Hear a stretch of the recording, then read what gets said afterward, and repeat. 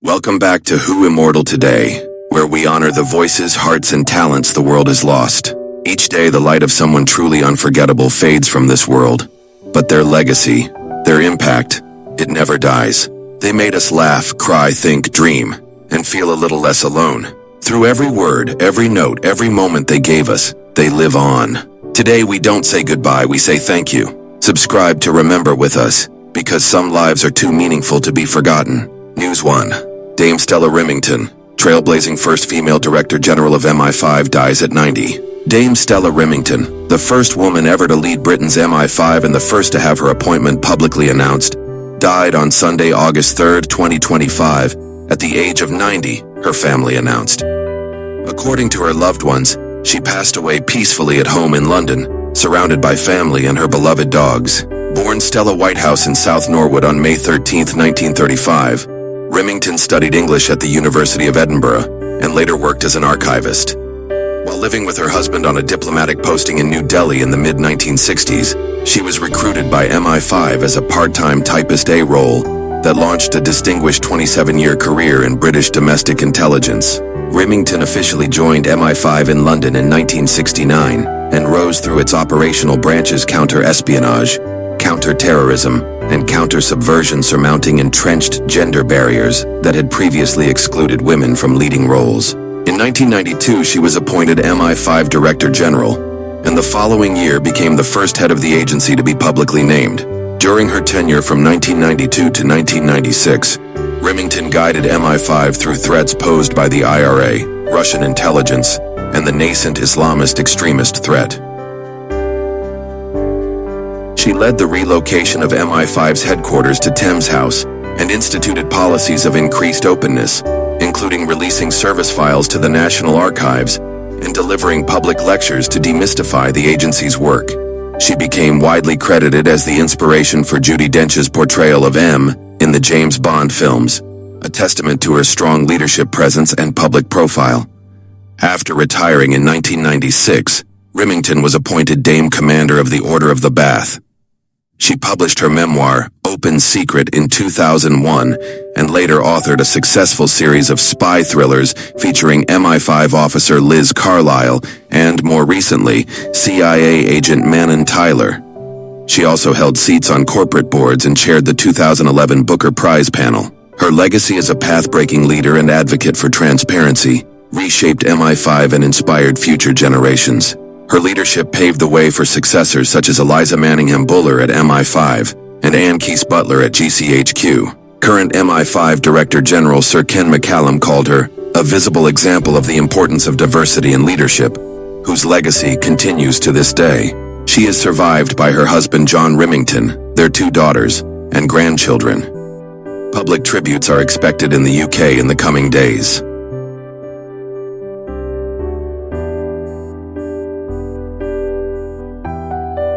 News 2. Lonnie Anderson, star of WKRP in Cincinnati, dies at 79. Lonnie Anderson, the actress best known for her role as the glamorous receptionist Jennifer Marlowe on the hit sitcom WKRP in Cincinnati, passed away on Sunday, August 3, 2025, at a hospital in Los Angeles. She was 79 years old, just 2 days shy of her 80th birthday. Her death followed a prolonged illness, according to her family.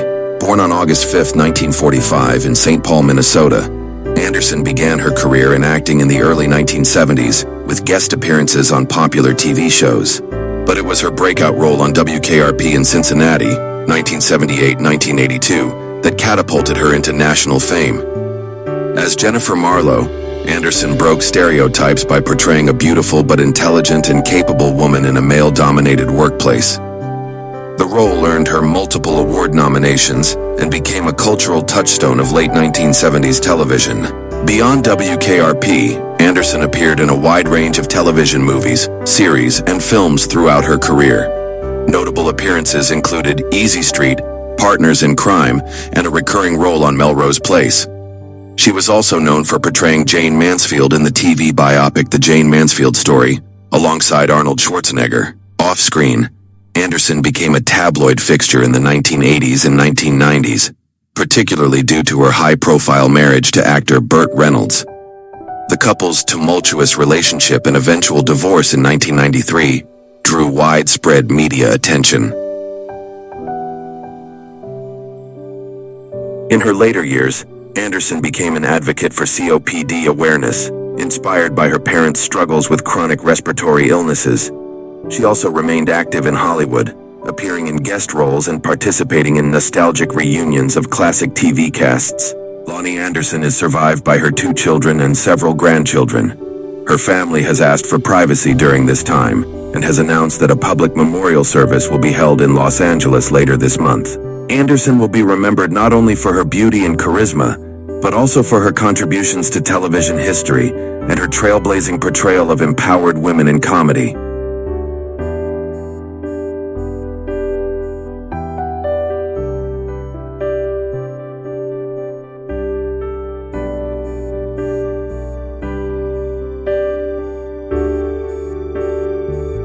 News 3. Jeannie Seely, Miss Country Soul, dies at 85. Jeannie Seely, the Grammy-winning country music icon best known for her emotive 1966 hit Don't Touch Me, passed away on August 1, 2025, at age 85 from complications of an intestinal infection at Summit Medical Center in Hermitage, Tennessee. Her publicist confirmed she had faced a difficult year, including multiple back surgeries, emergency abdominal procedures, pneumonia, and an 11-day ICU stay. Born July 6, 1940 in Titusville, Pennsylvania, she grew up in nearby Townville, where her mother sang and her father played banjo. From childhood, she sang on local radio and television. In her early 20s, she moved to California and then Nashville to pursue music, eventually landing a deal with Monument Records. Don't Touch Me earned her a Grammy for Best Country and Western Vocal Performance, Female, reached number 2 on the country charts, and became her signature song. She followed it with other hits like I'll Love You More Than You Need, 1968, Wish I Didn't Have to Miss You, duet with Jack Green, and Can I Sleep in Your Arms, 1973, many landing in Billboard's top 10. Inducted into the Grand Ole Opry in 1967, she appeared on its stage nearly 5,400 times, the most frequent performer in its history. Known for her bold fashion, including wearing a miniskirt on stage when taboo, she helped modernize women's roles in country music and was the first woman to host Opry segments. Her influence extended beyond singing. She wrote songs covered by artists such as Dottie West, Irma Thomas, Connie Smith, and Willie Nelson, and continued releasing albums well into recent years, including her 2020 collaborative album, An American Classic. From 2018 until her death, she hosted the weekly Sirius XM show, Sundays with Seely, on Willie's Roadhouse channel. Tributes poured in from fellow legends. Dolly Parton called her one of the greatest singers in Nashville, and Charlie Daniels described her as a national treasure.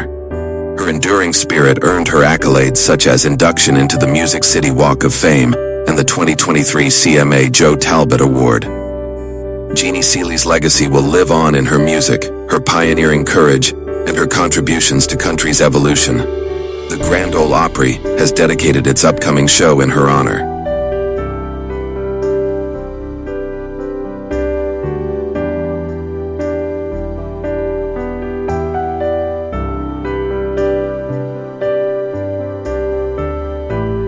News 4. Alan Alberg, beloved children's author, dies at 87. Alan Alberg, the British writer behind more than 150 cherished children's books including Each Peach Pear Plum, Peepo, The Jolly Postman, Funny Bones, and Burglar Bill, died on Tuesday, July 29, 2025. At age 87, his publisher Penguin Random House confirmed. Born in 1938 in Croydon and raised in a working-class home in Oldbury, Alberg worked as a postman, plumber's mate, and gravedigger before training as a school teacher at Sunderland Teacher Training College, where he met his first wife, illustrator Janet Alberg.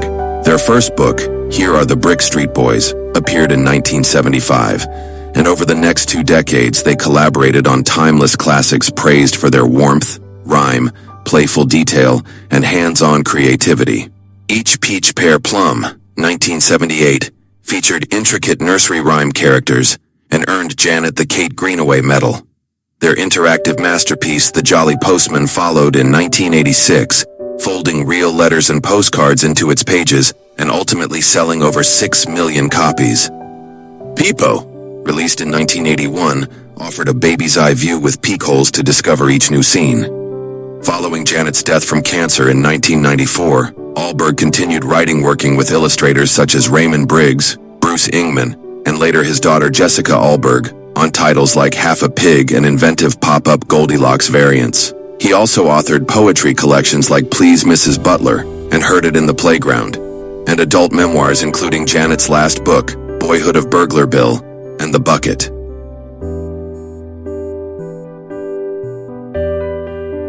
Known for his principled stance, Ahlberg notably turned down a Book Trust Lifetime Achievement Award in 2014 when he objected to its sponsorship by Amazon, drawing widespread respect from literary peers.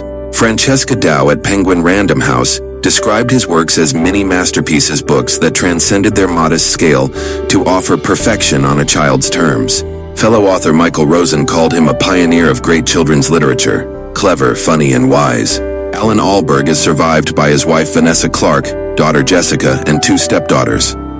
His books continue to be read in nurseries and homes worldwide, invoking laughter, engagement, imagination, and a lasting love of reading. Legends may leave us, but their stories live on. If you felt their impact, like, comment, and subscribe.